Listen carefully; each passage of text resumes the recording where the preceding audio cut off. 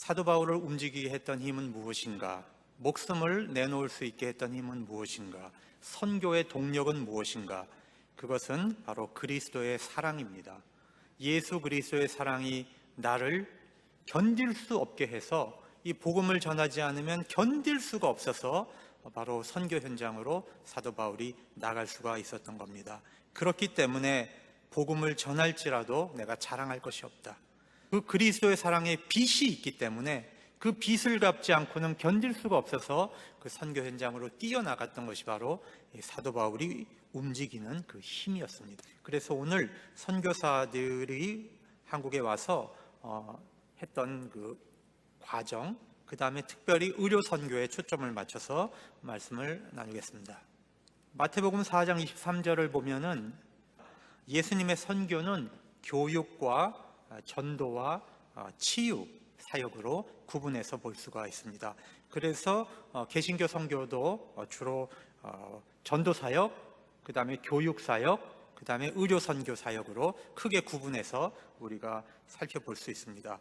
특별히 한국의 개신교 선교는 성경 말씀과 의사의 수술 칼에 의하여 열리게 됩니다. 그래서 알렌이 민영익을 치유한 이후로 재중원은 바로 개신교 선교의 중요한 거점이 되어서 그곳에서 이제 활동이 시작이 됩니다. 선교사들이 주로 이제 부산을 통해서 인천항으로 들어오게 되는데 그 당시 이제 개항 직후 인천항의 모습입니다. 1885년도 부활절을 기점으로 해서 장로교 선교사 언더우드와 아펜젤러가 한국에 함께 들어오게 됩니다.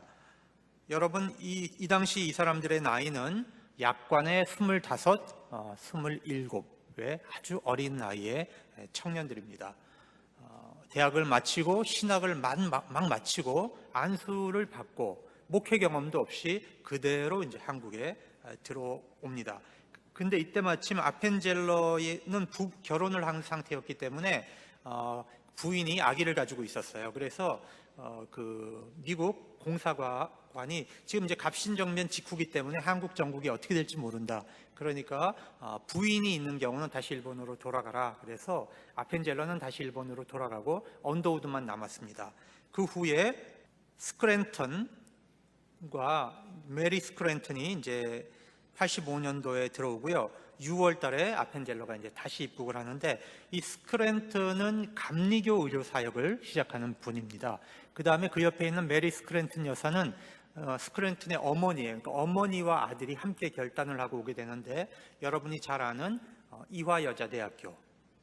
이화여자대학교를 처음 시작하신 분이 바로 메리 스크랜턴 여사인데 저 사진이 바로 초창기 이화학당을 시작할 때 그 모습입니다. 그 다음에 이제 헤론 선교사가 들어오는데 이 헤론 선교사는 알렌을 이어서 재중원을 발전시킨 의사고요. 고종이 1886년도에 종이품에 아주 높은 벼슬을 하사하게 됩니다. 그래서 이분은 이제 병원을 운영하고 성서를 번역하고 또 이제 순회 진료를 담당하면서 이 헤론이 결국엔 이제 한국에서 병이 걸려서 이제 사망을 했고 제1호로 양화진에 묻히게 됩니다. 이렇게 해서 이제 장로교, 감리교 선교사가 들어왔고요. 그 다음에 이제 영국 성공회가 이제 들어오는 과정을 말씀드리겠습니다. 중국의 성공회 부주교였던 울프라는 사람이 이제 부산을 와서 보고 이제 성공회 선교사들도 빨리 보내야 되겠다 결정을 해가지고 편지를 썼습니다. 그래서 영국에 있는 캔터베리 대주교에게 편지를 하나 보냈고 호주 성공회에 이제 또 편지를 보냈습니다. 그래서 그 편지를 받고 1890년에 그 캔터베리 대주교가 결정을 해서 찰스 코르프라고 하는 주교를 이제 중심으로 영국 성공회 선교사들이 한국에 들어와서 이분들은 강화도를 거점으로 선교를 시작하는데 처음에 어떻게 교회를 지을 것인가 고민을 하다가 한국인에게 맞는 적합한 양식으로 교회를 시작하자. 그렇게 해서 이제 그 강화도에 이런 모습으로 이제 그 천주 성전이라고 하는 이런 이제 교회를 짓게 됩니다.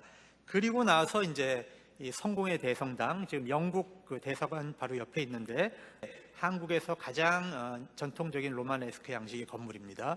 이게 1920년대에 성공회가 이제 이 건축을 하게 됩니다. 그런데 그 울프라는 분이 보낸 편지가 호주에도 가지 않았습니까? 호주 그 성공회 목사가 그 편지를 가지고 이제 잡지에다가 실었습니다. 편지를 본 그 헨리 데이비스라고 하는 청년이 있었습니다. 헨리 데이비스가 원래 성공회 복음주의 청년이었어요. 그런데 성공회에서는 한국에 선교사를 파송하지 않았습니다. 인도에 선교사를 보냈어요. 그러니까 이분은 그 헨리 데이비스는 1888년 5월에 자기 마음속에 한국에 가겠다라고 하는 결정을 했어요. 그런데 성공회에서 보내주지 않으니까 자기가 교적을 장로교로 옮겨요. 그래서 호주 장로교 멜번에 있는 빅토리아 장로교가 한국 선교를 결정하고 헨리 데이비스를 파송하게 되는 겁니다. 그래서 이제 1889년 10월에 헨리 데이비스와 그 누이가 한국에 들어오게 됩니다. 5주 한 5달 동안 헨리 데이비스가 이제 한국어를 공부해서 한국말로 서툴지만 설교할 수 있을 정도로 탁월한 그 언어 실력을 가진 사람이었습니다. 그런데 이분은 굉장히 언어에 탁월했기 때문에 이미 히브리어 헬라어에 능통하고 있었습니다. 대학 다닐 때. 그래서 언더우드를 만나가지고 언더우드가 이제 내가 성경을 번역해야 되니까 구약 번역에 좀 참여해달라. 그런데 이분은 막 고민을 하다가 자기가 성경 번역을 할 것인가 직접 전도를 할 것인가 고민을 하다가 자기 마음속에는 아무도 털을 닦지 않은 곳에 가서 복음을 전해야 되겠다라고 하는 이 바울의 선교 의식을 가지고 있었습니다. 그래서 이분이 3월 14일 아직도 꽃샘추위가 있는 그 이른 봄에 3주간 동안 서울에서 부산까지 선교 여행을 떠납니다. 그리고 부산에 도착하자마자 부활절 아침 천연두와 폐렴으로 세상을 떠나게 됩니다. 그러니까 이 호주 선교부는 최고의 베스트 중에 베스트를 뽑아서 한국에 보냈는데 한국에 가자마자 죽으니까 도대체 이게 하나님의 뜻이 어디 있는가 굉장히 충격을 받습니다. 그리고 기도하면서 1년 동안 준비를 하다가 이것은 바로 한국에 전폭적으로 선교하라고 하는 하나님의 뜻이다. 이런 결정으로 받아들이고 한국 선교에 이제 총진력을 해서 더 많은 선교사들을 한국에 파송하게 되는 겁니다. 그래서 호주 선교부가 경남 지역, 부산을 중심으로 한 경남 지역을 선교하게 되는 계기가 바로 이 헨리 데이비스가 부산에서 순교하였기 때문에 그런 일이 일어난 겁니다. 실패 안에서 하나님의 뜻을 찾아서 하나님의 일을 완성시키는 것, 그것이 바로 승리죠.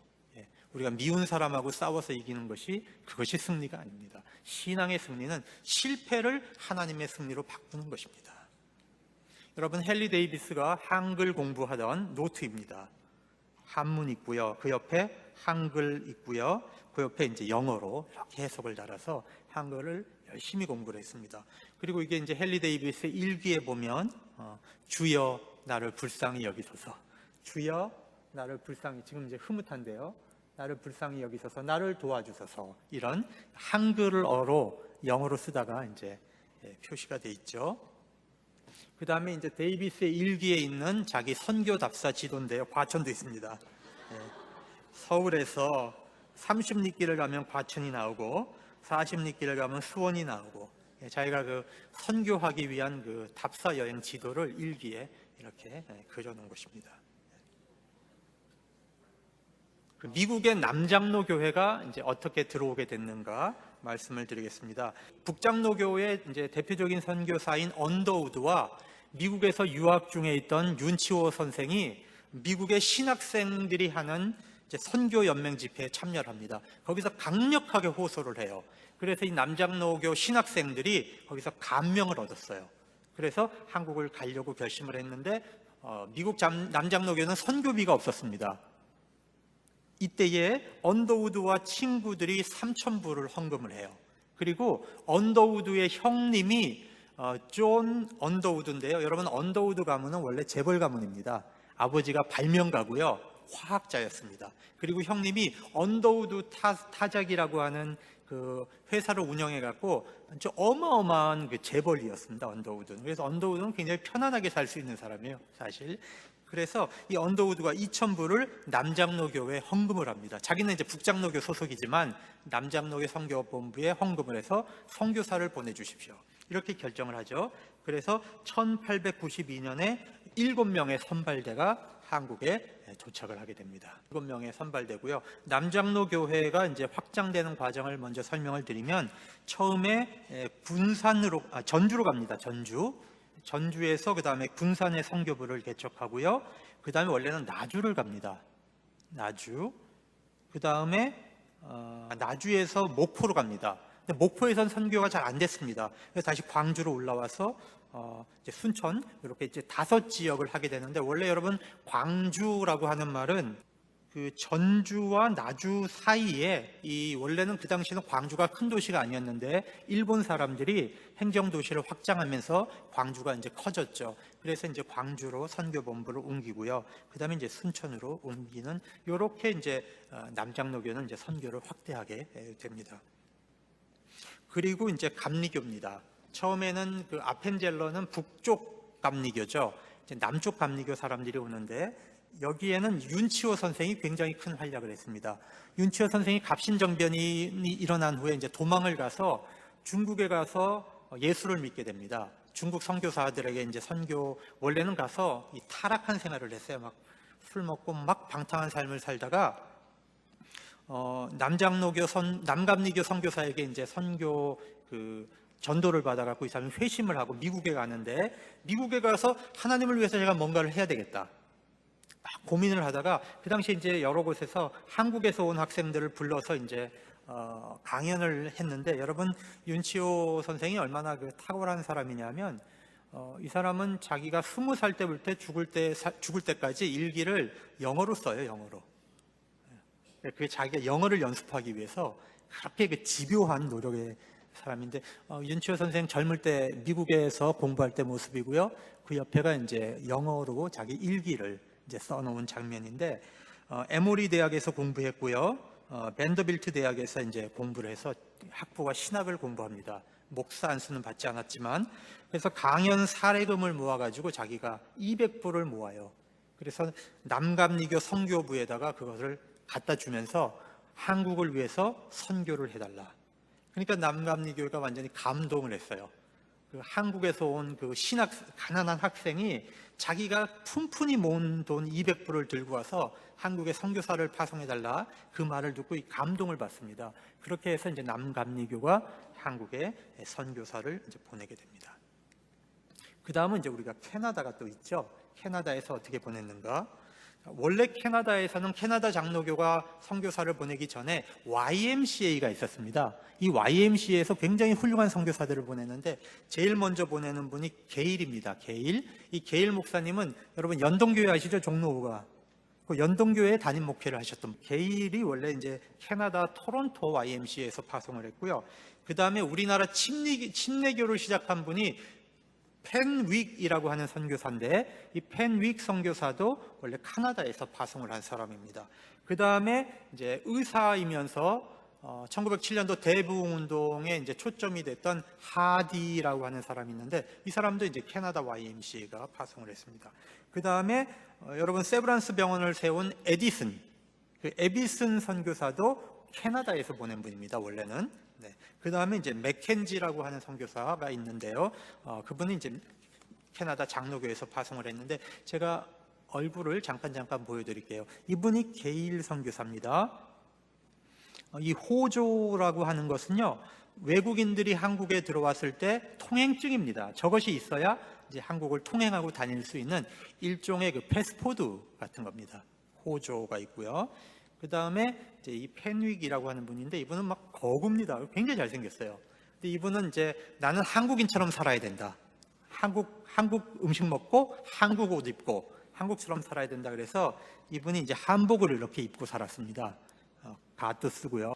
그 다음에 이제 로버트 하디, 그 다음에 세브란스를 세운 이제 에디슨 박사, 그 다음에 이제 윌리엄 맥켄지라고 하는 분인데요. 이분이 굉장히 감동적인 삶을 살았습니다. 소래 지역에 가서요. 소래 지역에 가서 이제 선교를 했는데 너무나 그 가난한 민중들하고 함께 살았어요. 그러니까 그 소래 지역에 있는 가난한 사람들이 전부 감동을 받았어요. 맥켄지 목사의 삶에 대해서. 그래서 그때 마침 이제 동학이 일어났거든요. 종학 전쟁이 일어나서 막 이제 어려움을 겪고 있었는데 이 맥켄지가 사는 모습을 보고 동학 군인들이 교회는 털끝만큼도 손을 대지 않고 지나갔어요. 맥켄지의 삶이 너무 감동적으로 가난한 사람들을 위해서 살았기 때문에. 그리고 이 맥켄지의 삶에 감동이 돼서요, 이 동학교인들이 교회를 건축할 때 헌금도 해요. 동학교인들이. 그럴 정도로 맥켄지가 헌신적인 삶을 살았는데, 여러분 요 위에 집이 보이죠? 위에 집, 저기가 바로 맥켄지가 살았던 집입니다. 일부 선교사들은 굉장히 편하게 살았습니다. 미국 중산층의 삶을 한국에서 그대로 살았습니다. 대부분의 선교사들은. 근데 이 맥켄지는 그렇게 살지 않고 한국인들하고 똑같이 살았습니다. 그래서 여름철에 그 일사병에 걸려갖고 정신착란이 와가지고 권총으로 이제 자기 머리에다가 쐈어요. 그래가지고 이제 그 세상을 떠나게 되는데, 그래서 그 맥켄지의 무덤이 바로 여기 지금 바로 밑에 있는데 이제 북방식 무덤 형태로 이제 있었습니다. 여러분, 이 맥켄지 선교사가 자기가 이제 배를 타고 한국에 오면서 남긴 일기가 있는데 제가 그것을 읽어 드리겠습니다. 나를 태우고 갈 배의 갑판에 올랐다. 고국 땅을 떠나는 것이 후회스럽다거나 섭섭한 감정은 들지 않는다. 아, 내게 주신 하나님의 은혜가 내게 충만하지 않은가? 내가 고국을 떠나는 것은 결코 희생이 아니다. 오히려 이곳에 머물러 있다는 것이 희생이다. 이제부터 조선은 내가 선택한 나의 육친의 나라다. 하나님, 나로 하여금 당신의 영광을 위하여 오래오래 그 일터에서 일하며 살게 해 주소서.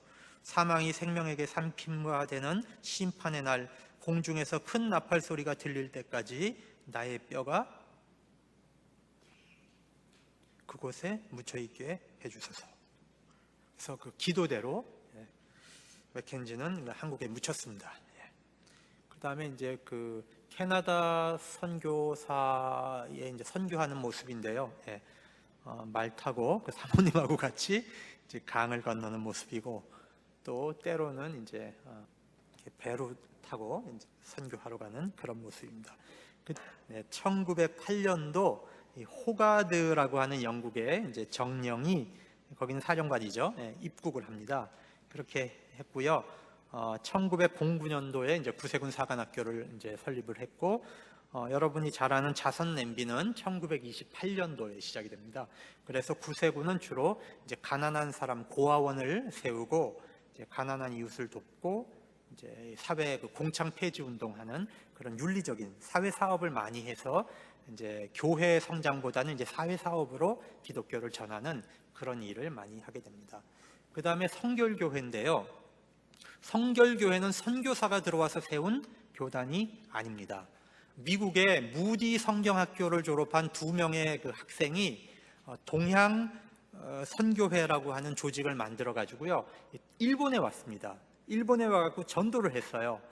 이때에 그리고 이제 성서학원을 설립했는데, 한국의 김상준과 정빈이라고 하는 학생이 일본의 이제 성서학원을 졸업을 하고 한국에 와서 전도를 합니다. 무교동에 와가지고요. 근데 이 사람들이 처음에는 성결교단을 세울 생각이 없었어요. 그래서 전도해가지고 전도해서 예수 믿게 하고는 가까운 교회 가라, 이렇게 해서 그 지역 교회로 돌려보냅니다. 그런데 사람들이 막 몰려들기 시작을 했습니다. 그래서 이제 할 수 없이 모여서 복음 전도관이라고 하는 무교동에다가 이런 이제 예배 처소를 이제 마련을 하게 된 겁니다. 이것이 발전을 해가지고요, 1921년에 조선 동양선교회 성결교회라고 하는 교단을 만들게 된 거죠. 그러니까 어떤 면에서 좀 자생적인 그런 교단이라고 할 수 있습니다. 그런데 이 성결교회가 이제 빠르게 성장을 해서 한국에서는 주로 이제 장감성이라고 우리가 표현하죠, 그죠? 장로교, 감리교, 그 다음 이제 세 번째 교단을 성결교회라고 이제 교세가 이제 그렇게 성장을 하게 됩니다. 그 다음에 이제 침례교인데, 아까 말씀드린 것처럼 원래 침례교는 그 선교단체가 부산과 공주에 와서 선교를 합니다. 그러다가 1900년도에 아까 보았던 이 패닉 선교사에게 그 선교권을 다 이양하고 떠나갑니다. 그래서 패닉이 대한기독교회를 설립하는데 이것이 훗날 침례교가 되죠. 그래서 여러분 지금 침례교회 침례교단 그 신학교가 어디 있냐면 충청도에 있죠. 그래서 왜냐하면 이 충청도 지역에 침례교가 굉장히 강합니다. 그쪽에서 출발을 했기 때문에 그렇습니다. 여기가 이제 공주죠. 공주 동양선교교회입니다.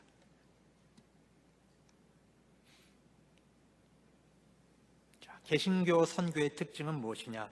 여러분 한국 개신교회는 국가교회가 들어오진 않았습니다. 국가교회라고 하는 것은 주로 영국의 성공회가 국가교회고요. 그죠? 카톨릭은 이제 카톨릭 국가들은 카톨릭의 국가교회죠. 그 다음에 독일 같은 데는 루터 교회가 국가교회잖아요. 그죠? 이런 국가교회 전통들이 유럽에는 있는데 한국에 들어온 교파 교회로 자리를 잡는 어떤 면에서 이것이 좋은 점도 있고 나쁜 점도 있습니다. 좋은 점은 굉장히 전도를 열심히 한다는 거죠. 좀 나쁜 점은 교파가 너무 난립하다 보니까 이것이 통일성을 갖지 못해요. 교회가 그런 이제 약점이 있습니다. 그리고요, 또 한국 개신교의 특징은 한국의 아시아에 있는 많은 교회들은 이 국가들이 개신교 국가들이 제국주의 침략을 하고 복음을 전했습니다. 그래서 여러분 중국도 그렇죠, 인도도 그렇죠, 인도네시아도 그렇죠. 강력한 인구를 가지고 있는 국가들이 다 기독교를 잘 받아들이지 않습니다. 그런데 한국의 기독교는 제국주의 침략의 도구로 들어오지 않은 거예요. 한국에 정말 희망과 빛으로 소금으로 기독교가 시작이 됐기 때문에 한국에는 개신교 성장이 굉장히 초기에 빠르게 진행이 될 수 있었던 겁니다. 이것이 한국 개신교에 있어서 굉장히 중요한 겁니다. 이제 큰 두 번째로 제가 이제 의료 선교를 말씀드리려고 하는데 제가 굉장히 많은 고민을 했습니다. 줄이느라고. 여러분 이제 장로교 의료 선교를 보십시다. 처음에 제중원이 설립됐죠.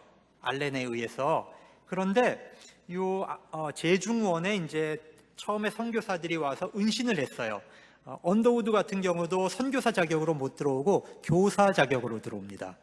스크랜턴 감리교 선교사들도 들어와서 처음에는 전부 제중원에 들어가서 일을 했습니다. 그러다가 눈치를 봐서 이제 서서히 이제 선교를 확장하기 시작을 하는데요. 1887년도에 헤론 선교사가 이 제중원이 잘 안 굴러가니까 남대문, 그 당시 이제 남대문 안을 구리계라 그랬어요. 구리계. 남대문 안으로 이제 선교 이 제중원을 옮겼습니다. 그래서 이게 원래 제중원이 아니고 옮긴 제중원의 자리입니다. 그리고 이제 알렌은 선교사직을 그만두고 이제 미국 공사가 됐어요. 자리를 옮깁니다. 그리고 나서 이제 미국에서 이제 여선교사들이 들어오는데 처음에 엘러즈라고 하는 사람은 여자 선교사로 소개가 됐지만 사실은 이 사람은 의과대학을 1년밖에 다니지 않은 학생이었어요. 그런데 이제 사실은 한국의 명성황후의 이제 시의가 되는데 사실은 거짓말한 겁니다. 이 사람은 첫 번째 의사가 아니에요. 한국에는 첫 번째 여자 의사로 알려졌는데 사실은 그렇지 않습니다. 그 옆에 있는 분이 홀튼인데요. 이분이 바로 이제 최초의 여성 의사입니다. 장로교에서. 그런데 이분은 언더우드하고 결혼을 하거든요. 언더우드보다 7살이 많습니다. 선교사들은 옵션이 없어요. 옵션이. 어디 가서 구해옵니까? 그리고 선교사의 삶을 이해해 줄 수 있는 사람, 선교사밖에 없습니다. 그래서 자체적으로 해결해야 돼요. 그 안에서. 그래서 언더우드는 이제 튼이라고 하는 이제 큰 누님을 부인으로 1년간 1만 명의 부녀자를 치료해주고 이제 이 릴리아스는 이제 명성왕후의 시의로 이렇게 이제 일을 하게 됩니다. 그리고 이것은 언더우드가 결혼하자마자 이제 신혼여행을 전도 여행으로 떠나는 겁니다. 신혼여행을 저 북쪽으로 가면서 전도하면서 신혼여행을 쫙 가는 거예요. 그리고 나서 이제 우리가 세브란스 병원을 우리가 잘 알고 있는데 여러분 연세대학교라는 이름이 어떻게 생긴 거냐면 연희 전문의 연자와 세브란스의 세자를 합쳐갖고 연세대학을 만든 겁니다. 에비슨 선교사가 이제 다 이양을 받게 됩니다. 헤론이 죽고 나서 에비슨 선교사가 이제 선교 의양을 받게 되는데 이 당시 정부는 몰락하고 있었기 때문에 이 국립기관인 그 병원을 운영해갈 책임 주체가 없었습니다. 그래서 선교사들이 그 땅을 사버려요. 그 땅을 사가지고 거기다가 이제 세브란스 병원을 짓게 되는데, 루이 세브란스라고 하는 분이 미국의 그 정유 회사의 중역이었습니다. 세브란스가. 이분이 15,000불을 기증하죠. 15,000불을. 미국에서 이 세브란스 그 에비슨의 강연을 듣고 감동을 받아요. 내가 돈 모아놓은 거 뭐하냐? 이 한국을 위해서 쓰자. 그래서 이 엄청난 돈을 기증을 하고, 그 돈을 가지고 이제 에비슨이 세브란스 병원을 세우게 되는데요. 그렇게 해서 요 사진은 뭐냐면, 세브란스가 자기가 이제 재중원을 그만두겠습니다 하는 사직서를 지금 이제 정부에다가 제출한 겁니다. 그리고 나서 요게 이제 1904년도 세브란스 병원인데요. 이걸 좀 큰 모습 멀리서 보면 이쪽에서 오른쪽에 있는 것이 세브란스 병원이고요. 왼쪽 산 위에 있는 건물 있죠. 저게 명동성당입니다. 저쪽에 보이는 게 명동성당이고, 이게 이제 남대문 구리기 안에 있는 세브란스 병원입니다. 지금과는 뭐 영 딴판이죠. 그리고 나서 1908년도에 이제 최초의 의사 7명을 배출하게 되는데, 여러분 재중원 보셨죠? 영화, 그 드라마. 거기에 보면 박서양이라고 하는 주인공이 나오죠. 주인공 있잖아요. 그 사람 원래 이름이 박서양입니다. 박서양인데 어떤 인물이냐면, 저 가운데에 있는 서양인 의사 바로 오른편에 있는 중간에 있는 인물이 저분이 박서양이고, 그 드라마의 이제 주인공 역을 하는 인물인데, 이 박서양이라고 하는 사람의 원래 이름은 봉출이에요. 봉출인데 이 사람 아버지가 박성출이라고 하는 백정입니다. 그래서 그 당시는 백정은 사람 취급을 못 받았고요. 백정은 갓을 못 쓰고 다녔습니다. 그렇기 때문에 어른이 돼도요, 지나가는 아이에게 높임말을 쓰고, 아이들도 백정에게는 하대를 하고 사람 대접을 못 받았습니다. 백정의 아들은 백정이 되는 것이고요, 백정은 며느리도 백정의 자식을 얻게 되어 있습니다. 그러니까 가장 비참한 집안에 태어난 것이죠. 그런데 이 박성출이 마음에 공부 못한 한이 있어가지고 자기 아들만큼은 공부를 시키고 싶어가지고 언더우드가 세운 예수교 학당에 거기에 이제 보냅니다. 그러나 너 예수는 믿지 마라. 넌 예수는 믿지 마라. 그러나 이제 학교 가서 공부는 해라. 이렇게 된 겁니다. 그런데 이 박성출, 이 질병에 걸려갖고 다 죽게 생겼어요. 에비슨 선교사가 찾아와요. 그 백정 사는 마을에. 발칵 뒤집힌 거예요. 왜 이 에비슨이 누구냐면 고종 황제의 어이입니다. 어이.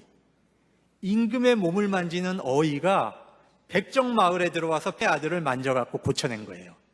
그러니까 그 백정들의 생각이 완전히 세상이 뒤집힌 거죠. 임금과 백정을 동등하게 취급한 겁니다, 이게. 여러분, 그게 얼마나 그 충격적인 사건이었겠습니까? 그래서 그 박성출이 거기서 회심을 하고 이제 예수를 믿게 되는 거예요. 그래서 그 성장시켜서 그 아들이 이제 최초의 의사가 되는 거죠. 세브란스에 가가지고. 그런데 이 에비슨 선교사에게 감동을 받고 이제 곤당골 교회에 출석을 하게 되는데요. 곤당골 교회가 그때 이 박서영 아버지 박성출이 무슨 일을 하냐면 상소를 씁니다. 그 당시에 이제 내무부 장관이었던 육일준에게 상소를 써서 우리 백정들도 갓을 쓰게 해달라. 우리도 똑같은 백성이고 가장 많은 일을 하는데 왜 갓을 못 쓰냐. 그래가지고 이 갓을 쓰도록 이제 허락을 해줬습니다. 그래서 이 박성출이 백정으로서 최초의 갓을 썼던 사람이고요. 얼마나 좋았는지 그 갓을 쓰고 잠을 잤대요. 또 하나의 스토리는 이제 곤당골 교회에서 장로 투표를 했습니다. 1911년에. 여러분, 백정이 장로가 된 거예요. 세상 어디 이런 일이 있어요. 그러니까 양반들이 배알이 골려가지고 교회를 나갔어요. 자기들끼리 따로 차렸어요, 교회를. 그래서 이제 참 양반들이 구원받기 참 힘든 거예요.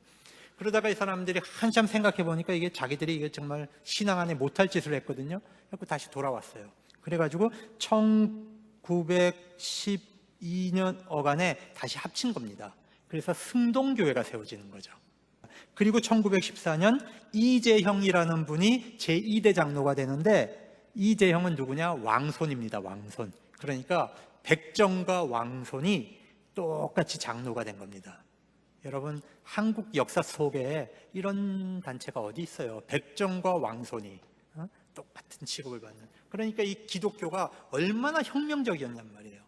세상을 뒤집어 놓은 거예요. 복음. 감리교의 의료 선교 이야기입니다.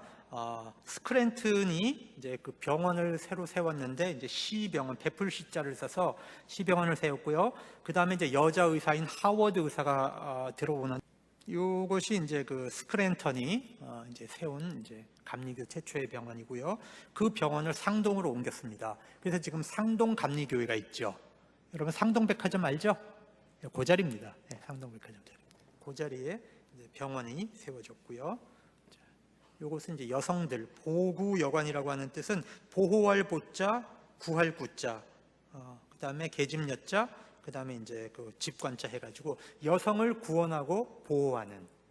그럴 수밖에 없는 게 여러분 그 당시에는 여성이 자기 몸을 남자 의사한테 못 보여요. 그냥 아파도 그냥 아픈 거예요. 많은 거죠. 그래서 여성병원을 최초로 세운 것이 바로 개신교가 봉헌을 한 겁니다.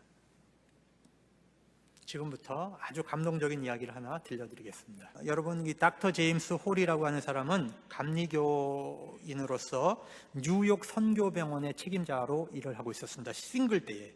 그때 마침 1886년에 의과대학을 졸업한 그 로제타가 뉴욕 빈민가에 와서 의료봉사 훈련을 받고 있었습니다. 선교사로 가기 위한 의료봉사 훈련을 받고 있었습니다. 두 사람 첫눈에 반했어요. 그런데 이 보구영환, 한국의 보구영환을 책임지던 그 하워드 여의사가 질병에 걸려갖고 본국에 돌아갈 수밖에 없었습니다. 그러니까 한국에는 여자 의사가 이제 없어진 겁니다. 감리교가. 그래서 급하게 미국 뉴욕에 있는 이 센터에서 여성을 파견해달라. 그래서 로제타가 떠나야 됐습니다. 여러분, 누구의 마음이 아플까요? 네, 둘 다 아프죠. 근데 제임스가 나하고 결혼하자. 나는 선교사며 하나님께 헌신했기 때문에 나는 이대로 가야 됩니다. 떠나버렸어요. 그 아픈 마음을 안고 제임스가 잠을 못 잡니다. 그런데 제임스는 어디로 가기로 결정돼 있었냐면 중국에 가기로 결정돼 있어요. 도저히 자기는 이대로 못 살 것 같아요. 그래서 선교본부를 졸르고 협박해서 자기도 한국 선교사로 파송을 받아요. 그래가지고 1891년 말에 한국에 들어와서 로제타 홀과 결혼을 합니다. 그래서 이 결혼이 한국에서 이루어진 최초의 기독교식 결혼이 이제 두 사람 사이에서 이제 거행이 됩니다. 그리고 나서 이 로제타가 이제 아기를 낳아요. 아기를 셔우드라고 하는 아이를 낳는데 난지 그 다음 해에 제임스 홀 선교사가 평양에 개척 선교사로 파송이 돼요. 너 평양에 가서 개척해라. 그 당시 평양은 굉장히 박해가 있었습니다.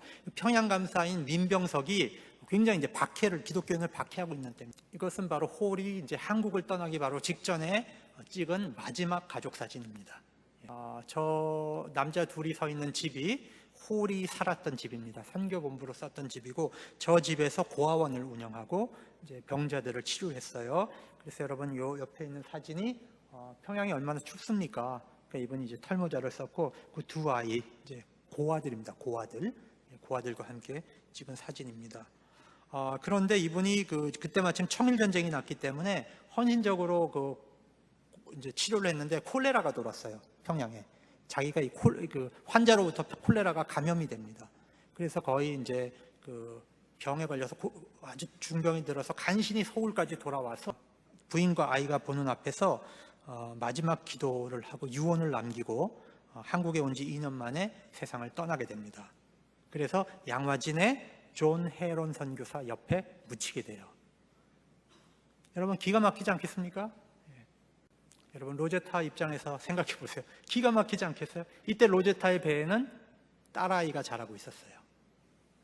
어린 아들과 뱃속에는 딸아이가 자라고 있었습니다. 근데 로제타가 이제 한 활동을 보면은요, 한국에 오자마자 이튿날 서울에 와서 이화학당 근처에 한옥을 잡아서 이 보구여관에서 이제 진료 활동을 시작을 하는데 10달 동안에 2,000명을 치료했고요. 3년 동안 1만 4천 명을 치료합니다. 로제타가.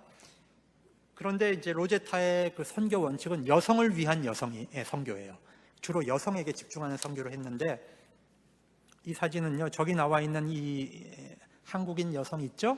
저 아이가 여러분 화상을 입었어요. 화상을 입어갖고 피부 이식을 해줘야 돼요. 그러니까 로제타가 어떻게 했냐면 자기 살을 띄었어요.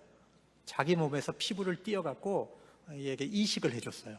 그래갖고 이제 저 아이를 저렇게 만들어 놨습니다. 그리고 나서 두 번째 화상 환자가 들어왔는데 로제타가 자기 살을 또 띨라 그러는 거예요. 그러니까 한국인들이 그걸 보고 이제는 안 돼, 그만해라. 내가 하겠다. 그래가지고 여러분 한국인들을 그렇게 감동을 시켰어요. 자기 희생을 통해 가지고. 그래서 그 다음부터 이제 로제타가 자기 살을 띄지 않고 이제 그 치유를 합니다. 이 소식이 들불처럼 퍼져나갔습니다. 서울 일대에. 그래서 복음이 증거가 되는 거예요. 닥터 홀이 순직했을 때 로제타는 어린 아들 셔우드와 함께 찍은 사진인데 여러분 그 뱃속에는 어린 딸이 자라고 있었습니다. 남편이 죽고 이 로제타 홀은 자기 남편과 모든 재산을 정리를 했어요. 모든 재산을 정리해서 평양에다가 그 홀을 기념하는 홀 기념병원을 설립을 합니다. 그리고 나서 이제 아기를 낳을 수가 없으니까 이제 미국으로 돌아가요. 미국으로 돌아가서 이제 그 미국에서 아이를 낳습니다. 그래서 1895년 딸 이제 마가레트가 이제 출생하게 되는데 이 홀 기념병원은 이제 기휼병원으로 발전을 했고 1900년도에는 저런 모습을 가진 큰 병원이 됩니다. 여러분 그리고 1897년도에 그러니까 몇 년 후입니까?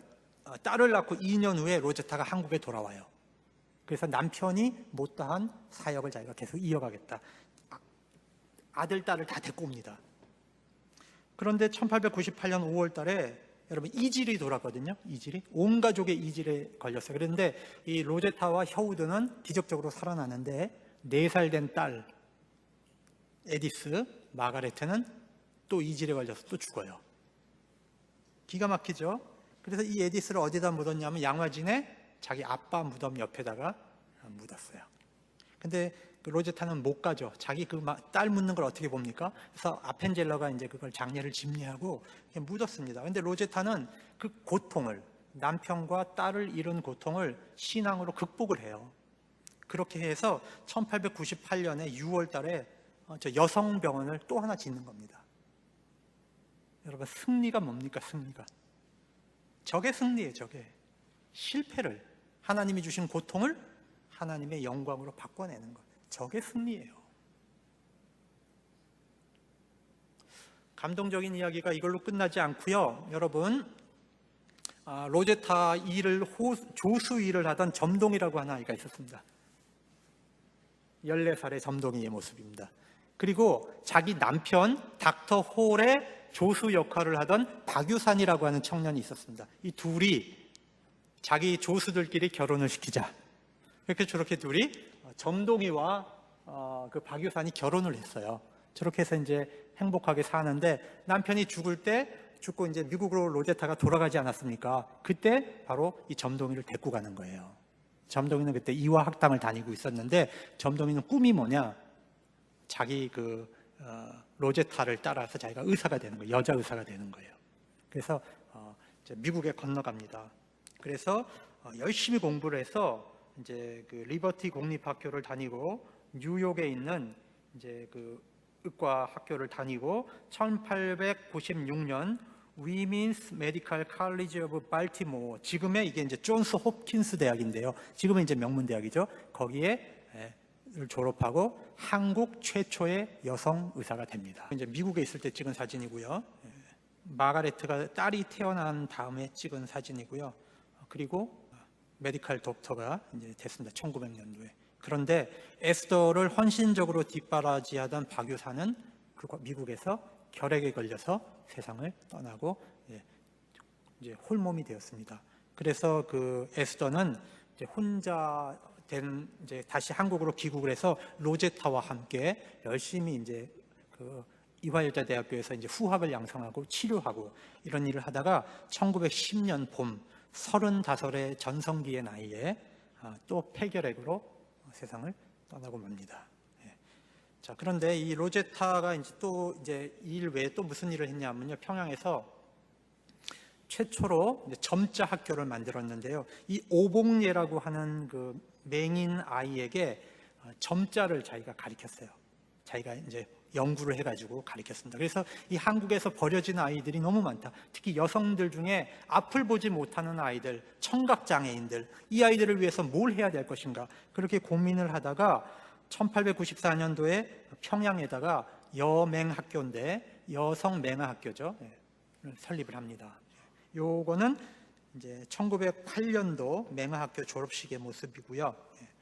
요거는 이제 맹아학교 아이들이 이제 있는 겁니다. 자수 놓는 이제 그런 걸 배우는 그런 과정이에요. 그리고 자기가 이제 점자를 배워 갖고 와야 되겠다. 그래서 뉴욕에 가서 이제 점자를 자기가 배워요. 직접 로제타가. 그래서 한국에 돌아와서 이제 점자 학교를 세우고 또 농아인 학교를 세우게 됩니다. 근데 아까 보셨던 이 오봉예는 이제 한국 최초의 특수교육 교사가 됩니다.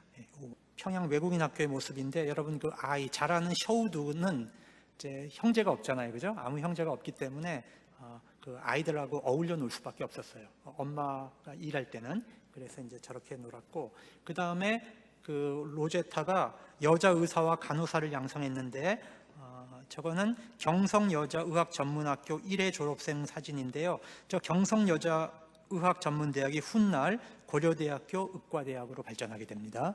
고려대학 의과대학으로. 그 다음에 인천간호전문보건대학을 세워서 이제 간호사들을 양성합니다. 이것은 이제 여자 의사를 양성한 거고요.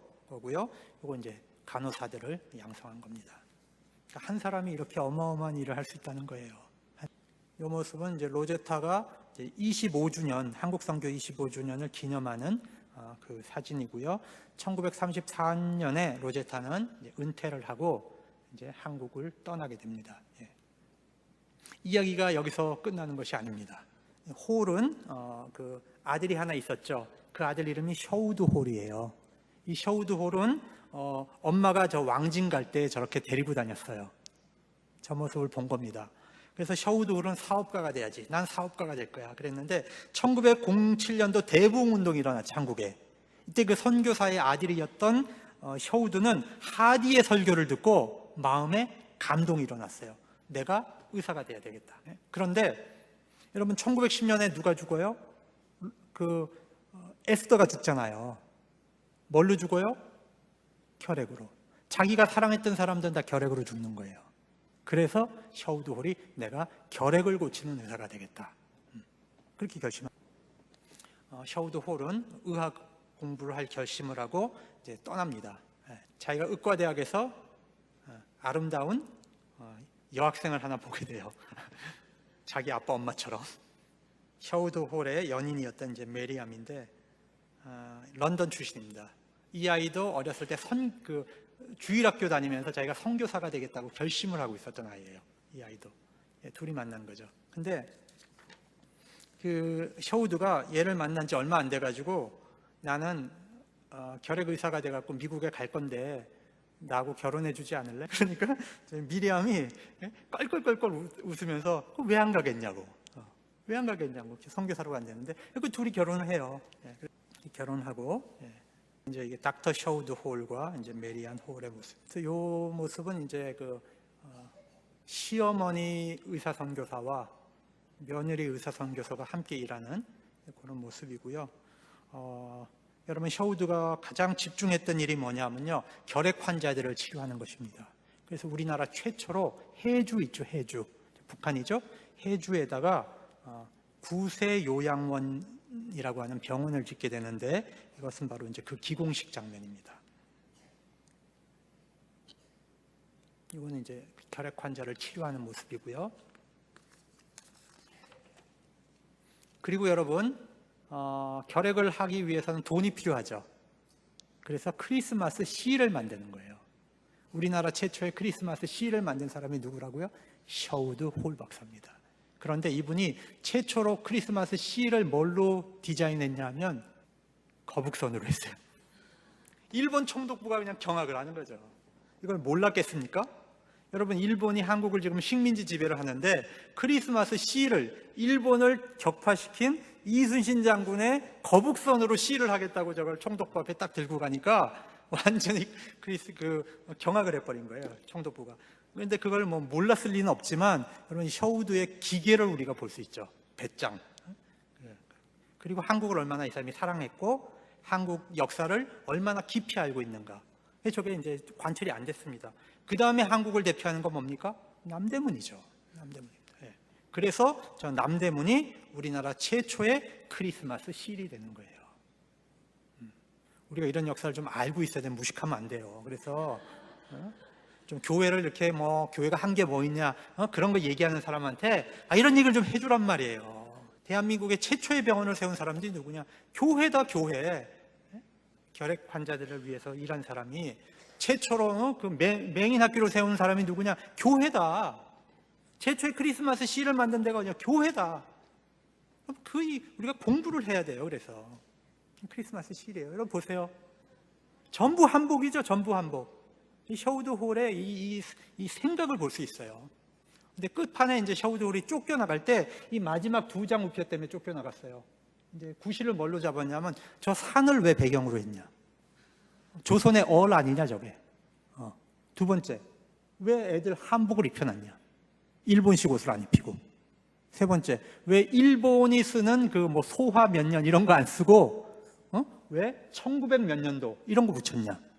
이건 이제 발행이 안 됐어요. 그래서 지금 실로 완전히 된 건 아니고 이건 이제 도안만 해놓은 거였는데, 이것을 미끼로 삼아가지고 이제 1940년에 셔우드 박사를 쫓아냅니다. 일제가. 15년 조선의 결핵 퇴치를 위해 일한 셔우드 박사 가족 5인은 1940년 일제에 의해 강제 추방이 됩니다.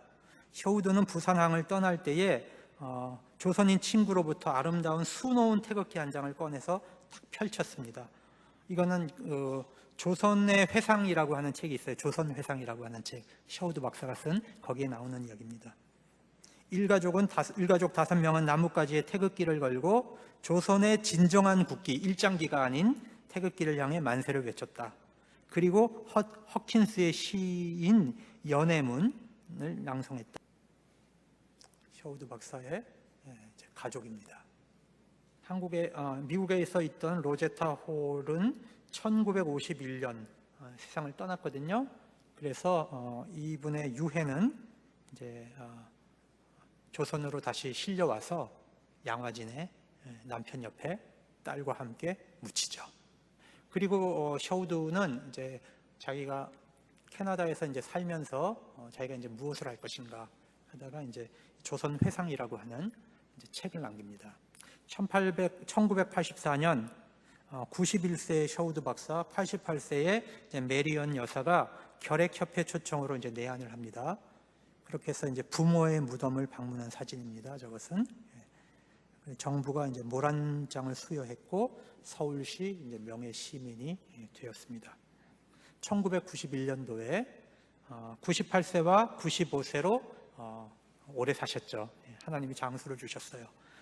세상을 떠난 닥터 셔우드와 닥터 메리암의 유해는 그 자녀들, 한국에서 살았던 그 자녀들이 화장을 해서 이제 양화진으로 가지고 와서 부모님과 동생이 묻힌 곳에 안장을 했습니다. 아들과 딸입니다. 그리고 이제 로제타와 함께 찍은 이제 가족입니다. 여러분, 선교사들이 한국에 와서 자기의 모든 기득권을 포기하고 저렇게 목숨을 걸고 희생하고 자식들을 전염병으로 잃고 저러면서까지도 선교를 할 수 있었던 그 힘이 어디 있느냐? 그건 바로 그리스도의 사랑 때문이에요. 나를 구원하신 이 그리스도의 사랑, 이 사랑이 자기를 견딜 수 없게 만든 거예요. 그래서 전하지 않으면, 그리스도의 일을 하지 않으면 견딜 수가 없어서 이 사람들은 먼 곳까지 온 거예요. 의료 선교는 가난하여 치료받지 못했던 한국인들에게 그리스도의 사랑을 몸으로 눈으로 보게 하는 실천적인 복음 증거가 됐습니다. 여러분, 예수 믿으세요? 그거 아니에요. 몸으로 그냥 산 거예요. 자기 피부를 띄어서 갖다 붙인 거고 자기 자식을 똑같이 한국인 자식들과 함께 전염병에 잃은 겁니다. 그것을 보는 한국인들이 어떻게 예수를 안 믿을 수가 있어요. 그래서 복음이 증거된 거예요. 한국교회가. 한국교회가 성장한 것이 그냥 성장한 것이 아니고 이게 지금 피 위에 서 있는 거예요. 여러분, 홀 선교사의 이야기를 들으면서 무슨 감정이 들었습니까? 감사한 마음? 저는 부끄러웠어요. 자신이. 여러분, 우리가 내 작은 이익을 지키느라고 하나님의 큰 능력에 얼마나 많은 방해가 되는지 몰라요. 그렇지 않아요? 내가 조금만 희생하면 어마어마한 하나님이 이루어지는데 내 작은 이익 지키기 때문에 그것이 하나님의 일에 방해가 되는 일이 한두 번이 아니에요. 하나님에게 은혜 받던 날, 첫사랑을 느끼던 날, 여러분이 일평생 주님 위에 살겠다고 고백했죠. 여러분, 그 첫사랑 지금 어디 갔습니까? 여러분, 그리스도를 위해서 내가 뭔가를 하겠다고 서원했을 때 여러분, 그 뜨겁던 사랑, 예수 사랑 어디다 갖다 다 팔아먹었습니까? 우리 안에 있던 요만한 믿음? 지금 어디가 있습니까? 하나님은 우리에게 섬길 것을 요구하는데, 요청하고 계시는데 우리는 교회에 와서 주인 노릇하려고 했어요. 여러분, 결정을 하세요. 누군가를 가르치시든지 아니면 누군가로부터 배우세요. 가만히 있지 말고 좀 열심히 좀 배우세요. 눈을 넓히고 쫓아다니면서 배우고 새로운 것을 보고 복음 증거자들이 어떻게 움직이는지 눈으로 확인하고 선교 현장도 가보고 좀 배우세요. 또 봉사를 하시든지, 그거 싫으면 봉사하는 사람을 위해서 물질로 지원하고 기도하세요. 둘 중 하나는 하세요. 가만히 앉아 계시지 말고. 여러분, 선교 현장으로 떠나든지 선교 현장에서 일하는 사람을 위해서 기도하세요. 아무것도 하시지 않고 가만히 계시지 말고. 언제까지 이렇게 가만히 앉아 있을 거예요? 우리가 아무것도 하지 않으면서 그리스도의 제자라고 할 수 없습니다. 아무것도 하지 않으면서 우리가 그리스도의 복음의 빚진 자라고 할 수 없는 겁니다. 오늘 이 홀 가족의 이야기를 우리가 함께 들으면서 정말 부끄럽고 정말 감동되고 뭔가 새로워져야 되겠다라고 하는 이 성령의 역사가 제 안에, 준비하는 저 안에도 생겨났고, 또 우리 함께 나누는 우리 교우들 마음 안에도 이 역사가 함께 하시기를 간절히 기도드립니다.